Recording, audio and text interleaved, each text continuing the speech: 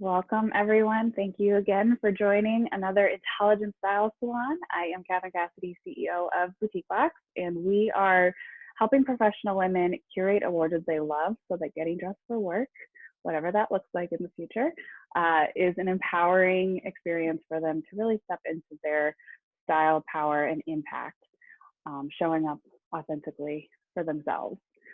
And this Intelligent Style Salon series is about kind of offering an opportunity to explore certain elements of what we're creating for ourselves right now with this pause, even as we're, May 23rd, Memorial Day weekend, starting to look at what it looks like to open up.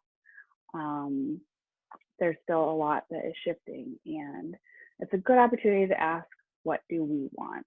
What do you want? So, Erika Rosenberg is joining us today. Erika and I met, we can clarify the date because I have no concept of time. We don't even know. It's a long time ago, years ago, over 10 years ago. Exactly, regardless of a pandemic that puts time into a total time warp. It was a long time ago through USC. We both went to USC, and we were both working on a group called the Town and Gown Junior Auxiliary of LA. And we brought it to eventually a merger with another junior auxiliary to create the Society of Trojan Women. And I share that because what's interesting about that is that was about creating community and connection. Mm-hmm. And what we're talking about today is Erika's story, her post that I will invite her to share a little bit more about as we move through the conversation of titled Rising Through Loneliness. You tell me the title again. My blog or? Yes, your blog. Oh my God. 2 years of loneliness compounded by a pandemic.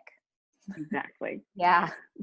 So what I wanted to explore today, in a second, I want you, Erika, to tell us a little bit more about your journey to get to this point. But what I wanted to invite the exploration of is, this idea of creating community and connection. And there's a few layers to what Erika's story is about too, and which I think why it really relates to women collectively of this loneliness is her journey of, stepping into building her own business, leaving a corporate career, and sort of why she did that.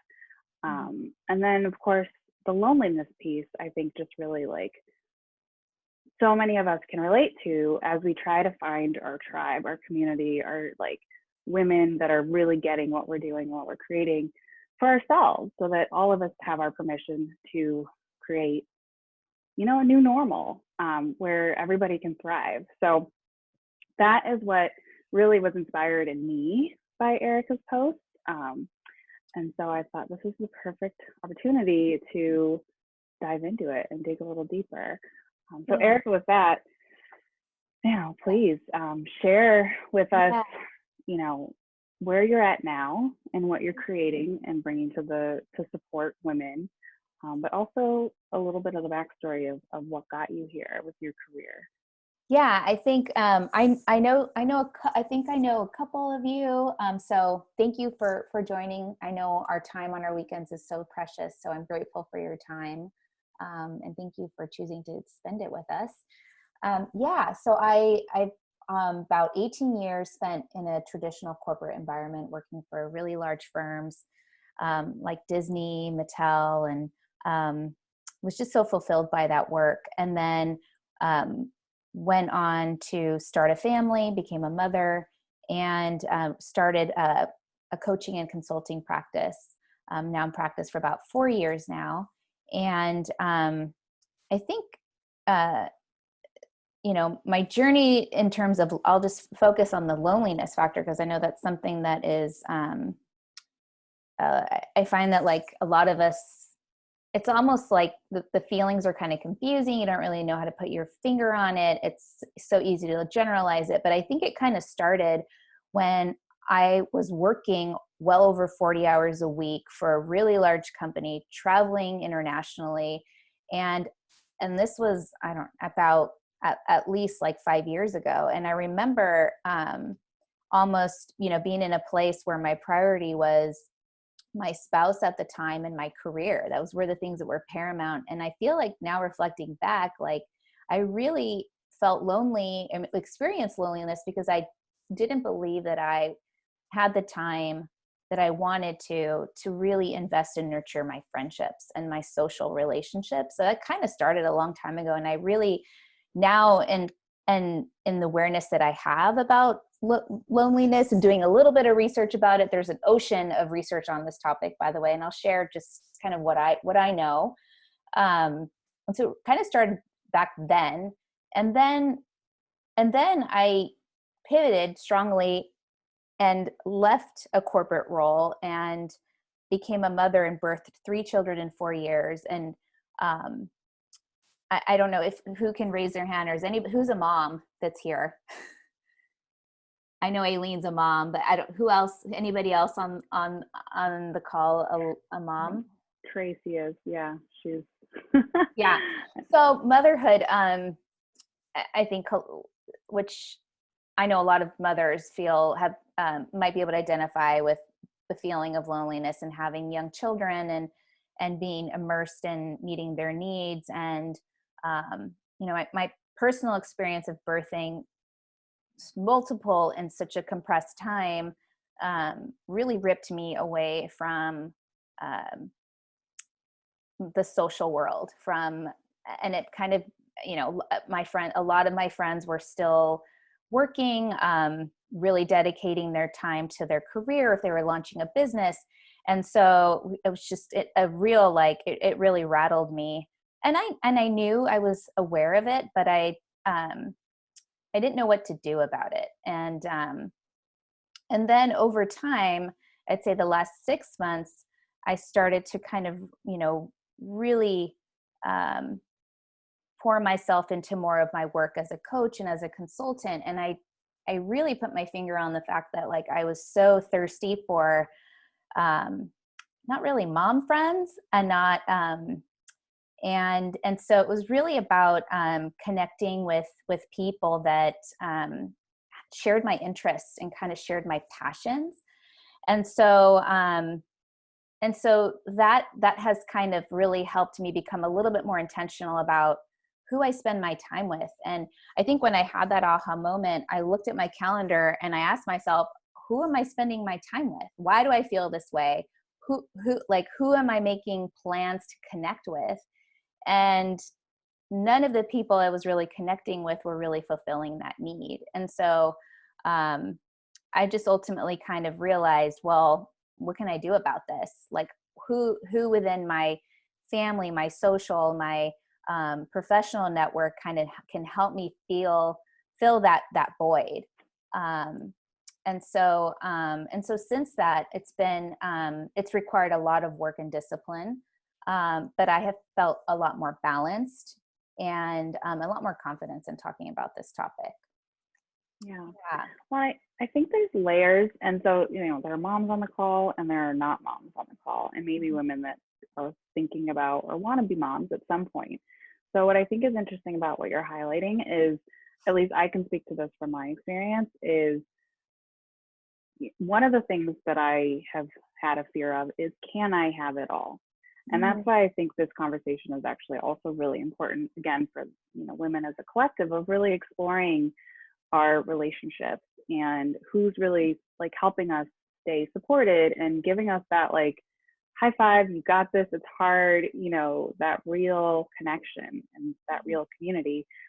I left my corporate job at 25 because I did not see a way to have a career and a family. Now, 12 years later, that's been stuff that I've had to actually work through, not believing that it's possible to do that. And, and also a lot of my friends who've had children have had children later, and I'm watching them sort of go through what you're experiencing and just trying to be there for them and understanding that it's a lot. And there's not a roadmap for this, even if there are moms that, a lot of women that are highly successful that are moms. There also is a reason why, how whatever the percent is of Fortune 500 CEOs are women. It's because of the decisions that we make that are more holistic versus, myopic. So I think, I just kind of want to like say that out loud, because there may be people that are also like, that might be what part of what they're afraid of as far as moving forward in other elements of their life. And it's like, can we have it all sort of conversation that for some reason, I think only women, I would say that there are probably men as well, but, and shifting with the generations that becomes more the case. And when that becomes the case, then everybody, things will shift a bit more. But what I appreciate is your willingness to be vulnerable and share that, because that's a hard truth to speak out loud. Yeah, I think, well, it's really funny. Like I've had this feeling for years now. And then it was like this pandemic hit me, and I felt like there were so many signs that kept kind of coming my way. Like, you should write about this. You should share this story. And so I started, to do really some preliminary research. And let me just, disclaimer here, certainly not a physician. I'm certainly not formally trained to treat somebody who needs professional counsel on this topic. But I felt like what I think just by definition, and I'll read this to you guys. It's, what I've learned is that loneliness it's a gap in the connections that we need, and the connections that we have. So it's kind of that delta, that discrepancy between what we're looking for, versus what we have. And it's obviously largely subjective, right? And so personal. And it's really about the quality of the connections that we're searching for, as opposed to the quantity. And so sometimes I think it's easily, when you kick around the term loneliness, we immediately think, oh, it's the person that might be eating their lunch alone, or they might be at an event and sort of maybe withdrawn, right? Those are kind of like some really general descriptions of loneliness. But what I've learned is that loneliness, and even experiencing this, is that loneliness isn't represented that way always. It's kind of, it just goes back to that gap between the connections that we're looking for and the connections that we have. And so I think, as you said, Catherine, yeah, there is a lot of shame around this topic, and kind of maybe people thinking that they are maybe socially not likable, or it's, I think there's maybe some self-doubt that might kind of come in from like our own personal inner critics when it comes to kind of confronting or processing these feelings. But for me, what has helped me is certainly just some very topical education on this topic. And in particular, I want to say it was the Surgeon General that worked under President Obama. His name is Vivek Murthy. His work has been really helpful for me to kind of put my arms around this and help me develop a resiliency plan to manage this. So that's something that has been very helpful for me. And I'm happy to talk about that too. Yeah, well, I was going to say, just, the digging in to find the tools and like doing the research, and then being like, I'm not crazy. Mm-hmm. And that again, that's part of why I wanted to, create this container to share, because it's helpful to hear it spoken. It's helpful to see, oh, I'm not alone in this. For someone else to then, it's kind of like the Marianne Williamson quote, as you let your own light shine, you give others permission to shine. And that's very like truncated, not like, don't quote me, that's not the full quote, but so it's helpful to find that supports your feelings and gives you a path forward, as you say, with the resiliency plan. I definitely, please take the space, take the time to share a bit more of what you uncovered, and get with the disclaimer, of course, that this is really just to give you a little food for thought of, you know, what this is, and you can dive deeper for yourself if you feel called to. Yeah. So Dr. Murthy names 3 dimensions of loneliness in his work. The first one is intimate loneliness, which is um, mainly a desire for an intimate partner or a close confidant that we have like a deep mutual bond of affection with. Um, so I'll give us all a second to maybe even think about maybe um, who in our life sort of fits in that bucket. It's that intimate loneliness. And the second dimension is relational or social loneliness. So that's a desire for quality friendships, companionships, really more social, if you will. So there's a distinction between the intimate loneliness and then more of the social loneliness. And then the third dimension is collective loneliness, which is a desire and a longing for a community of people that shares our purpose and also our interests. And so when I read that description, I thought, okay, I used it almost like as a tool to kind of think, okay, let me just kind of do a check-in with myself. And I knew I had these feelings, and I was like, okay, I'm in a home with, I'm surrounded by my family. I've got 3 beautiful miracle children, and my family life is thriving. So where was the gap for me? And so I think it really started with checking in with myself and having a conversation with myself around, all right, where is the gap across in the framework of those 3 dimensions? And for me, it was really eye-opening to just put my finger on it. And it was definitely the collective loneliness. So I knew, okay, community. And then how do we define community, right? Each of us define community so differently. And it was very helpful for me to kind of take a pause and ask myself, all right, like, what is my sense of purpose right now? I know that's a loaded question, and it's something that changes all the time, right? And then the second question I asked myself was, what are my interests right now? And that really resonated with me, because for me, that's where my gap was. It was really in that third dimension, and really kind of like unpacking that kind of gave me some clarity and helped me develop some action plans around, all right, who have I not reached out to that fulfills that can give me that community that I've been longing for. I love that. Mm-hmm. And that's such a simple thing too, as far as, I mean, it takes the time, it takes like the willingness to confront what you're feeling. Mm-hmm. And it takes, a certain amount of self-awareness. But I love that. Okay, like, who can I reach out to? Like, it's such a simple step forward.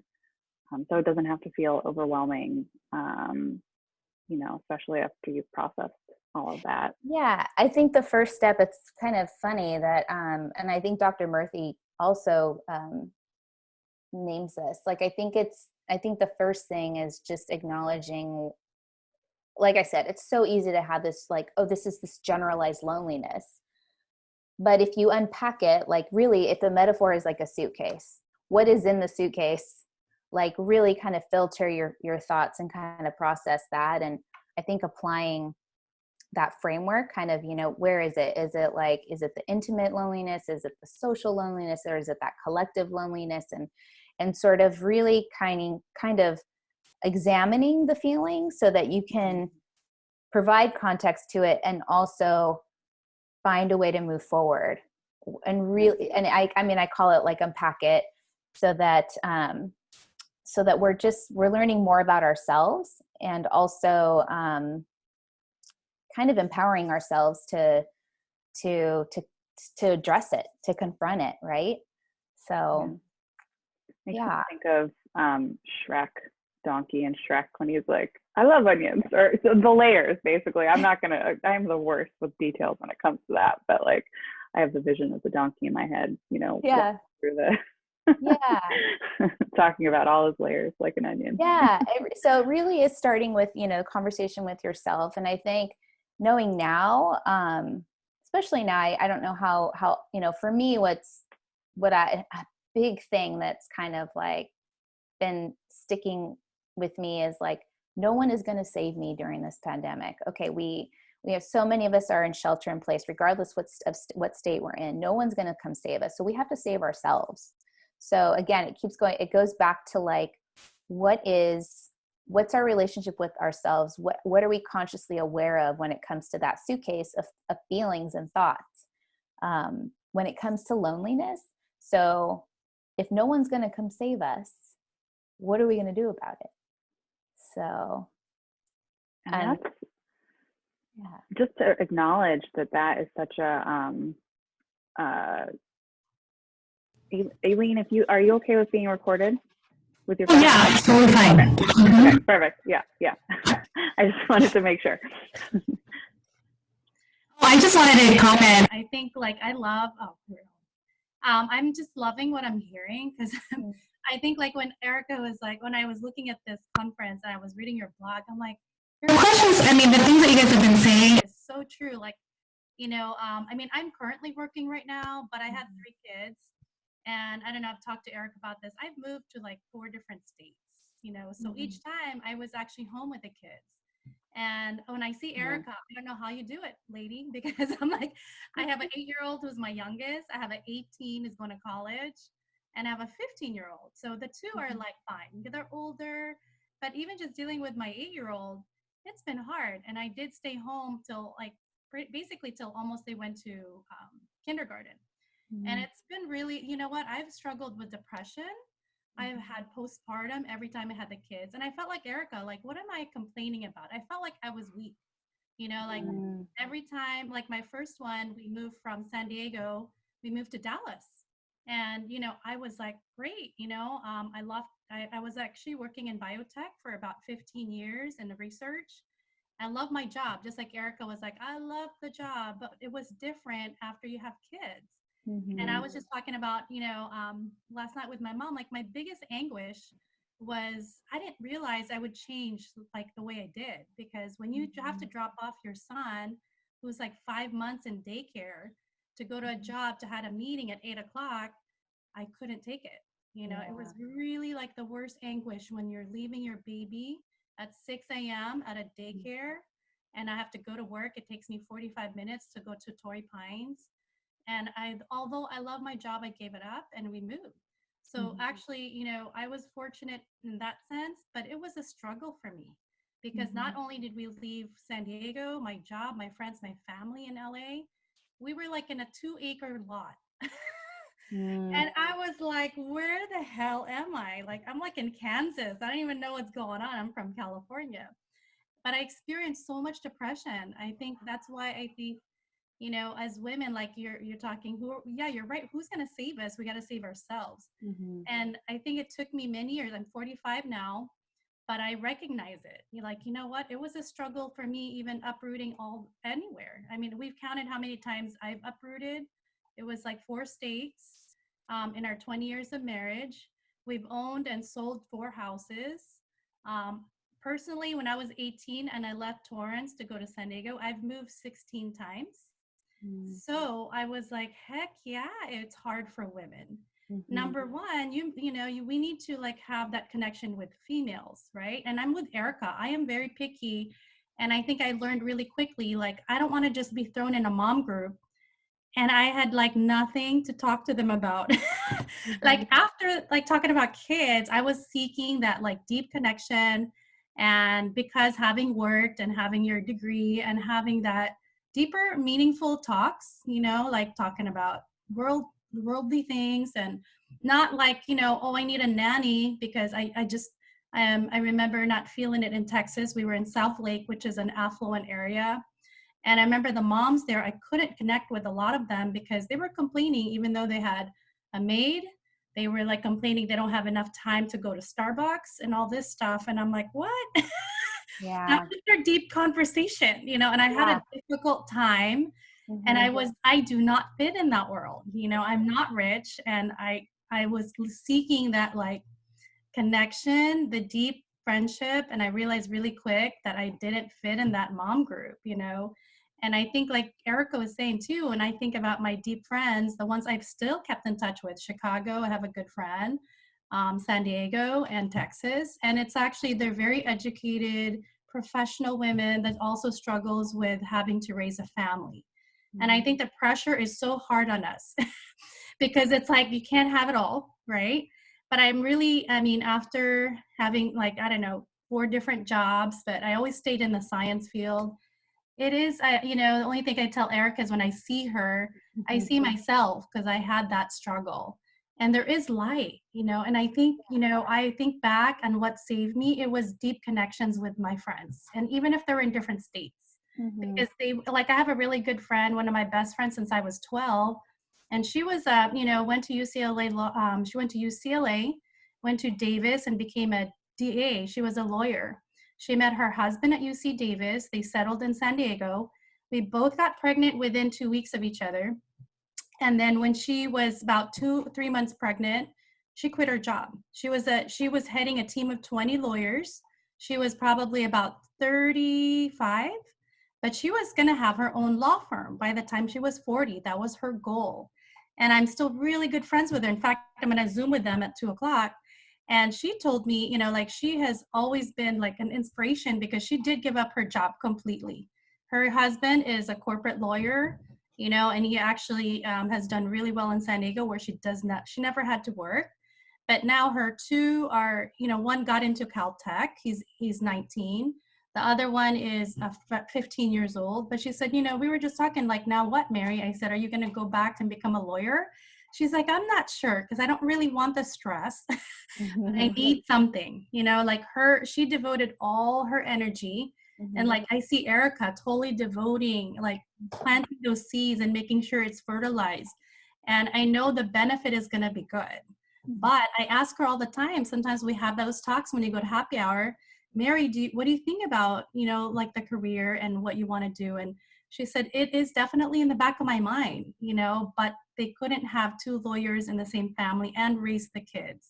Yeah. You know, it's really tough, but I think, you know, her and her husband, because her husband's really good friend with my husband, they have that commonality where they realize, man, we really gave up our career, you know, and he wouldn't be where he's at if she hadn't given up her career. And I think that, you know, like now I'm kind of curious to see what she's going to do once both of them are in college, but she's looking into like a nonprofit. But I think that as women, it's really easy at first to be in love with our kids. Don't get me wrong, but you got to have something for yourself, you know? And I think that that's been my struggle. I realized really quick, I was not okay with just being home because I needed something, even if it's like, I wish I knew about blogging. I didn't do that. I don't think I'm like, you know, it's a nice way to connect with women. And I think like what you guys are doing, Catherine and Erika, is awesome. Like we should need to like maybe grow this network of women connecting through Zoom or like, you know, Facebook group, because it's really a huge positive. Thank you. And I always felt like depression is a weakness. It's so not. It's just us adjusting and trying to connect with people, you know? Yeah. I mean, I keep going back to like, yeah. So thank you for sharing your story, Aileen. And I know, I think, you know, I've managed I sort of like contextual, like put my role as a mom and a wife and all that sometimes in a box because I feel like so much I'm designed to do more. And I know I'm capable of doing so much more. And that's where I think when we feel kind of like this unsettlingness or these lonely feelings, like, so, you know, I know some of us are entrepreneurs on this call. And that's where I think, again, checking in with yourself, if you're kind of experiencing that collective loneliness, that dimension of missing community, I think those questions around like, okay, what's your sense of purpose and what are your interests? Like, what are you passionate about, right? Like that to me were really helpful triggering questions that really kind of crystallize, okay, like who who are my people? Like who do I need to connect with to kind of fill that need for community as I define it? And so that is just something that I feel like was the biggest aha moment for me most recently. Yeah. And I feel like part of it too is, Erika, you had a built-in network at work. Yes. And I think what's being highlighted at Aileen, I so appreciate you being like so open, and like it's what I feel is this is something that really needs to be talked about more with women collectively, again, just in terms of like, you know, women who are trying to navigate what's next for themselves. How do I have this career? Because something else that was touched on was like when someone has to take a back seat, like how can we both be in the, you know, co-pilots, co-drivers. I guess co-pilots is a better term because you really can't have two drivers. But, you know, and what is the future? I mean, this is going a way deeper than I was initially intending, but it speaks to the depth of this challenge for women of, you know, finding meaning, finding purpose, finding their community. Because I think, you know, there's a lot of history of women not supporting women and being able to be the only woman in the room because there was only room for one woman at the table. And that's we've been working really hard to change that, but there's still so far to go. And one of the things that I really intend to build with Boutique Box beyond the clothes, that's just like, for me, the clothes are a catalyst for confidence. It's a tool. It's something that women can leverage to step into their full self. But with build this community of women who are building careers for impact, for purpose, for, you know, creating this like full picture, full life for themselves.